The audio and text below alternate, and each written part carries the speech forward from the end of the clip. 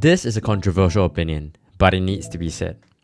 Today I'll be talking to you about a rising systemic problem that threatens to tear the very fabric of our society as we know it.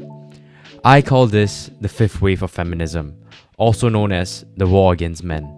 In recent times, I believe that there's been a burgeoning change in the message behind feminism, at least from my perspective, that seems to have transitioned from a movement to advance women's rights into something that's slowly starting to look more like misandry. Before you get all angry and before we get into it, we need to understand what feminism entails, how it expanded, and what it's led to today. And while you're at it, don't forget to like, subscribe, and turn on post notifications if you want to see more of this content. So first things first, what is feminism? You know what, I'm just gonna play a video because I don't want to get cancelled and I very much agree with what she said.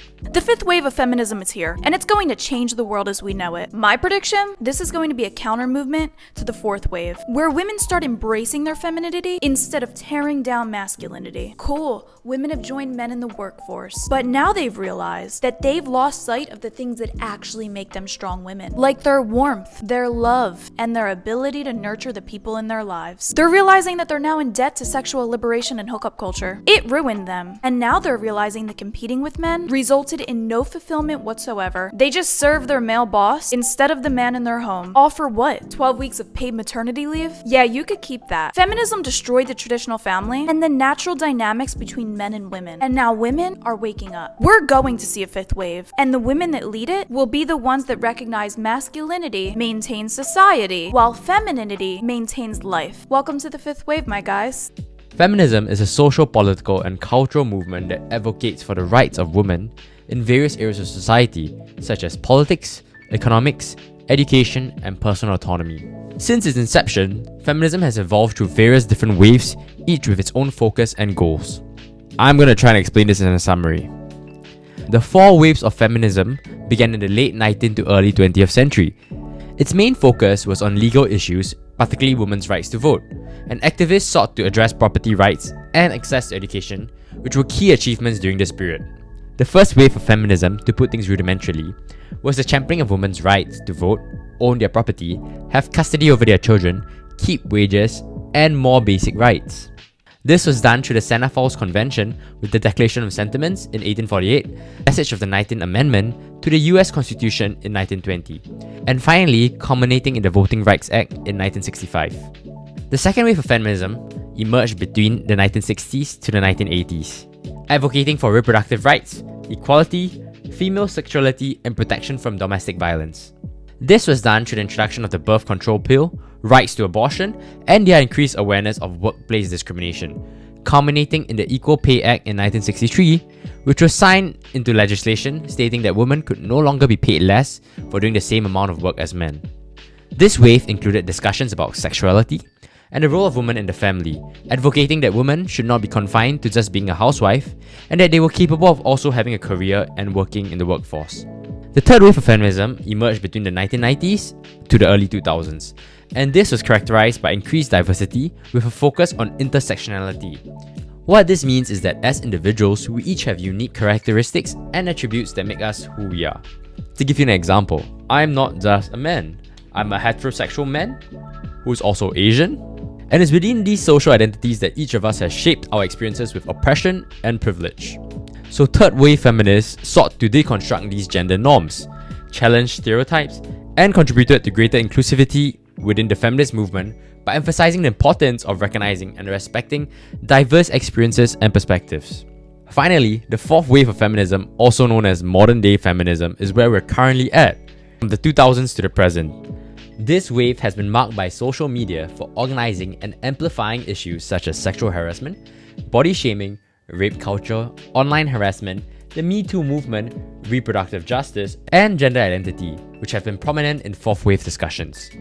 While major milestones have been accomplished within the feminist movement as a whole, new challenges have been brought to the forefront, specifically the rhetoric that is now being used within modern day feminism. On social media and in society, there's been a growing prevalence of hateful speech and prejudice that is directed towards men. Known as misandry, this is essentially the opposite of misogyny, and it has resulted in extreme expressions of hostility towards men. Purporting ideologies that men are misogynist, have no boundaries, are incapable of understanding women's perspective and experiences, are abusive, violent, and inherently aggressive. Unfortunately, I feel like this is a backwardation and has caused many men both personally and professionally to not approach a woman because perhaps they fear a sexual harassment allegation or even the fear of being cancelled. This is counterintuitive in addressing gender-based discrimination because it stereotypes men in a negative way, serving to only further alienate both genders from one another by promulgating false notions and inflating dichotomies and dissonance between them. This final stage of feminism harangues men for acting to their gender roles, not because women actually want men to change, but because women want a man who defies shit tests and actually acts masculine anyway. The issue here is that women want a man who knows the difference between a real no and a coquettish no, while still looking to be naughtily persuaded. This has been going on continuously since the first wave of feminism emerged. We are now at a point of saturation, where consecutive generations of men have been raised in an anti-masculine environment, with no masculine role models to provide a counterexample. They now meekly accept whatever feminism demands of them, up to and including hoping that women will now make the first move, so that they don't come off as offensive. Women are now getting the exact milquetish soy men that they've been clamoring for, and it's not only making them miserable in dating, but it's going to lead to a very rude awakening when a real disaster rears its head, and men are asking women what they should do. By perpetuating and encouraging these kind of societal norms, we now have the rise of incels, soy boys, and a generation of indoctrinated and emasculated men. To put it plainly, women are now being applauded for being dominant and girl-bossing, while men are stripped of their very male identity. It is not enough for women to just want traditionality when it favors them. In time to come, and as evidently seen, it's plausible that men start slowly dropping out of society and the dating pool, which just leads to a cesspool of that same top 1% of men. And inevitably, if a woman wants to find a date, she possibly now has to be the one asking the guy out, or hit her too, have realistic expectations. So let me put it to you plainly instead. 73% of young men are now unemployed and dropping out of the workforce. 66% of young men between the age of 20 and 30 are now single, compared to 34% of women. This is almost a 2:1 ratio, and it also shows in the first marital age as well as their first coital experience.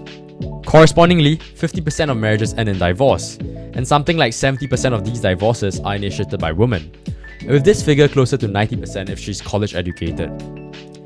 So frankly, the odds are not in your favor for marriage, and it could be constituted as a trap. This has inevitably resulted in a drastically declining fertility rate across developed countries, with Western men being passport bros and Eastern men lying flat. In Chinese, we call this term tan ping. At the end of the day, the point I'm trying to get across is that being pro-man is not being anti-woman. And if we don't do something to try and understand each other better, unfortunately, it will be too late.